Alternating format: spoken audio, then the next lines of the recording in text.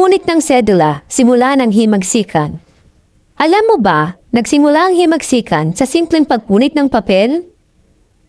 Noong August 23, 1896, libo-libo katipunero na pinamunuan ni Andres Bonifacio ang nagtipon sa Pugad Lawin. Doon, sabay-sabay nilang pinunit ang sedula, simbolo ng pangaalipin ng Kastila. Ang simpleng act na yon, naging apoy na nagpasiklab ng Philippine Revolution. Kaya tandaan, minsan ang tunay na kalayaan nagsisimula sa tapang na sabihing, tama na. Ito ang kwento ng revolusyon ng ating bansa. Isang kwento na nagsimula sa isang apoy. Ang pagsunog ng isang simpleng papel. Para ipaglaban ang kalayaan.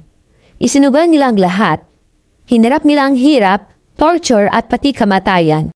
Pero hindi sila umatras. Ngayon, inaalala natin ang kanilang tapang at pinararangalan ang kanilang sakripisyo. Dahil sa kanilang tapang, malaya tayo ngayon.